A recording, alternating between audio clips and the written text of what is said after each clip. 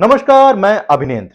उत्तर प्रदेश सरकार में deputy CM Keshav Prasad Maurya ने समाजवादी पार्टी के अध्यक्ष अखिलेश यादव के तिरंगा वाले बयान पर पलटवार किया है।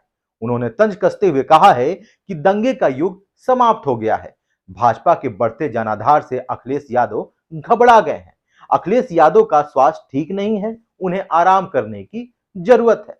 आखिर अखिलेश यादव ने कहा क्या था? और जिस तरह से हर घर तिरंगा अभियान चल रहा है, आजादी का अमृत महोत्सव बनाकर सबने अपनी प्रोफाइल पिक्चर चेंज कर ली है, प्रधानमंत्री ने भी करी है, सबने करी है, लेकिन संघ संचालक मोहन भागवत या आरएसएस की अभी भी प्रोफाइल पिक्चर नहीं चेंज हुई है। पूरे देश को ये बात समझनी चाहिए कि आरएसएस की पॉलिटिकल विंग, पॉलिटिकल पार्टी कोई है तो वो भारतीय जनता पार्टी है। आरएसएस की political wing Bharatiya Janata party है और उन्होंने आज अगर झंडा नहीं लगाया है, अगर उनका इतिहास उठा करके देखेंगे, बरसों बरस उन्होंने भारत का झंडा अपने स्थान पर नहीं लगाया है। दरअसल अखिलेश यादव लखनऊ में जनेश्वर मिश्रा पार्क में उनकी जयंती पर उन्हें पुष्प अर्पित करने के लिए पहुंचे थे।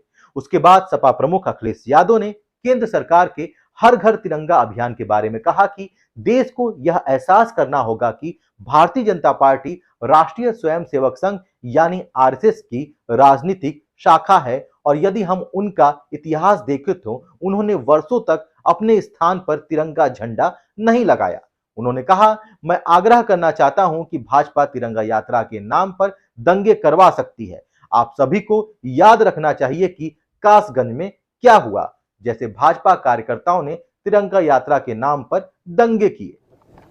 ये जो तिरंगा फहराने का कार्यक्रम चल रहा है, वहीं मैं सावधान करना चाहता हूं, ये भारतीय जनता पार्टी तिरंगा के साथ दंगा भी फैला सकती है। ये तिरंगा यात्रा के साथ साथ समाज में कहीं ऐसी घटना भी करा सकती है जिसमें समाज में दूरियां बन जाएं।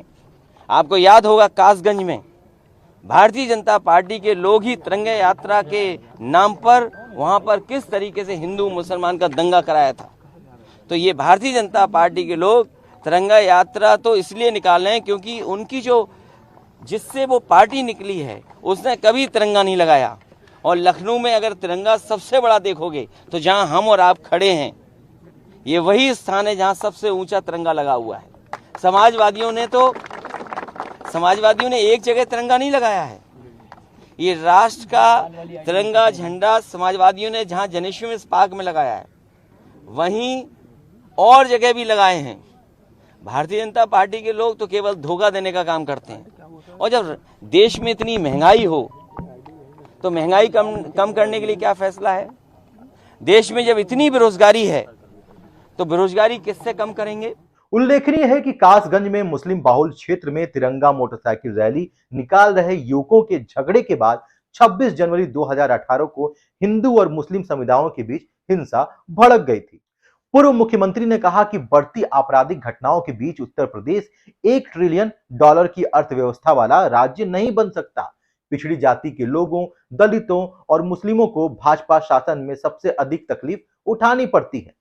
अब अखिलेश यादव ने तो अपना बयान दे दिया, लेकिन अखिलेश यादव के बयान पर बड़ा पलटवार भी हुआ है। जी हां, उत्तर प्रदेश सरकार में डिप्टी सीएम केशव प्रसाद मौर्य ने उन्हें करारा जवाब दिया है। वर्तमान पीढ़ी को यह पता चले कि स्वाधीनता ऐसे नहीं मिली है, बहुत बड़े संघर्ष, बहुत बड़े बलिदान, बहुत बड़े त्याग के बाद मिली है। नहीं, 75 वर्ष की आयु के लोग तो बहुत कम लोग बचे हैं। आपकी भी आयु 75 नहीं है ना, तो आपको क्या मालूम होगा जब बताया नहीं जाएगा। तो यह पीढ़ी भी जाने कि फिर कभी हमारे भारत माता को गुलामी की जंजीरों में कोई जकड़ने में सफल ना हो सके। मगर वहीं अखिलेश यादव के जो बीजेपी अमृत महोत्सव जो मना रही है उससे दंगा करवाना चाहती है उत्तर प्रदेश। देखिए, श्री अखिलेश यादव जी विचलित हैं, सत्ता के बगैर पानी में पड़ी मछली की तरह तड़प रहे हैं। कोई दंगा ना हुआ है, ना होने देंगे। अब कोई दंगा करेगा तो उसके खिलाफ कठोर से कठोर कार्रवाई करेंगे। और श्री अखिलेश जी से मैं कहूँगा थोड़ा ध्यानवान लगाएं, ठीक से विचार करें। यह अखिलेश यादव जी की सरकार नहीं है जहाँ हर रोज़ दंगे होते थे। ये आदरणीय योगी आदित्यनाथ जी के नेतृत्व में और माननीय प्रधानमंत्री श्री नरेंद्र मोदी जी के मार्गदर्शन में चलने वाली सरकार है। अब उत्तर प्रदेश दंगा मुक्त प्रदेश। उन्होंने ये भी कहा कि समाजवादी पार्टी ने झंडा फहराए थे और बीजेपी के ऑफिस या आरएसएस के ऑफिस पे झंडा नहीं फहराते दिखते। मैंने उनको कहा था कि अभी उनको राष्ट्रीय स्वयंसेवक संघ के बारे में ज्ञान कम है। कम से कम 1 महीने लगातार राष्ट्रीय स्वयंसेवक संघ की शाखा में जाएं तो ये इस प्रकार के सवाल उनके दिमाग से निकल जाएंगे।